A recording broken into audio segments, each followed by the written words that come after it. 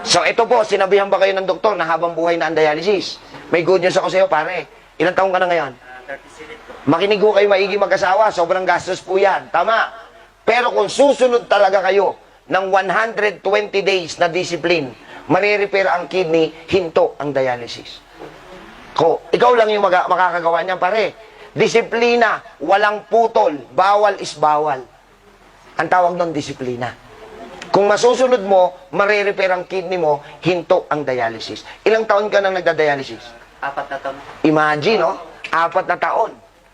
Tapos, kailangan nila, huwag kayo magulat ha, kailangan nila ng 40,000 buwan-buwan, pampadialysis lang yan. Wala pa dyan yung gamot na iniinom niya araw-araw. Nakita nyo? Yun yung consequence. Kaya kung ako sa'yo, pre, 4 na taon ka na nga nagtsatsaga, ano ba naman yung gawin mo na lang yung disiplina? Okay po?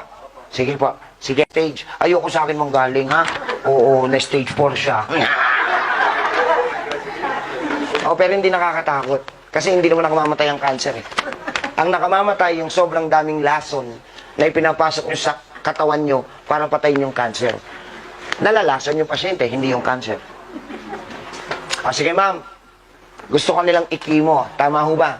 Ang tawag sa sakit nyo, papillary cancer with lungs and liver metastasis. Yun ang tawag dito, ha?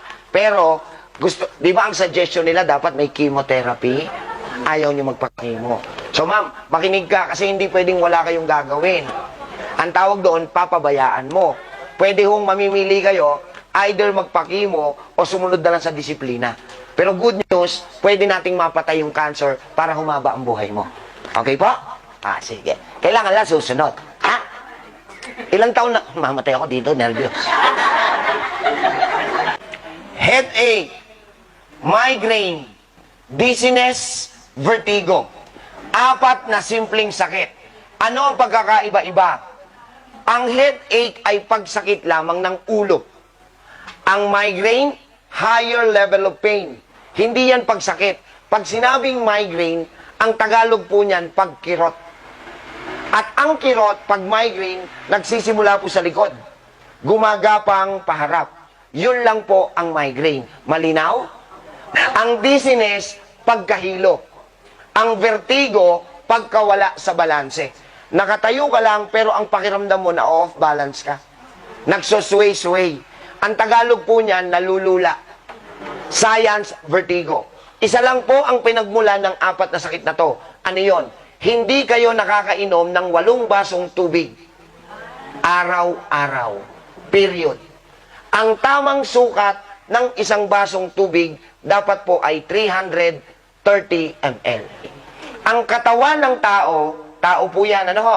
Tanggalin natin to. May lagpas lang.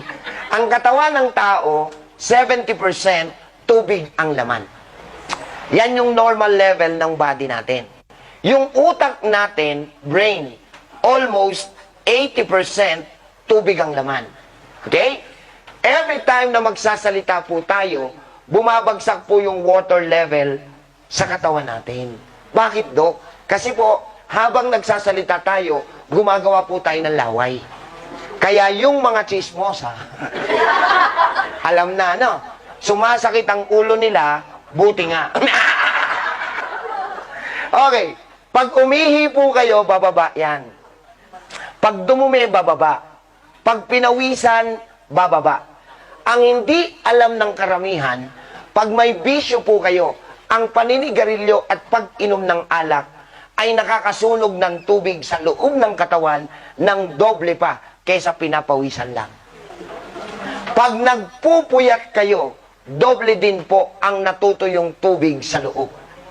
Ang tawag namin dito sa science, dehydration. Ibig sabihin, bumagsak sa 70% yung tubig sa loob. Hindi na normal ang katawan mo. At kailangan mapalitan natin ang nawalang tubig. Tama ba? At ang sabi ng science, in order to replenish the lost water, you need to consume at least, pinakakaunti, ay 8 basong tubig araw-araw. At may lilinawin lang po ako. Okay lang ba? Ang sabi, tubig. Tubig. Hindi kasama dyan ang juice. Hindi kasama ang iced tea. Hindi kasama ang sabaw. At lalong hindi po kabilang dyan ang soft drinks at alak. Malinaw?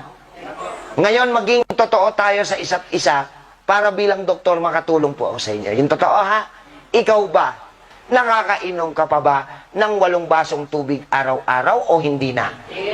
Salamat sa pagiging tapat.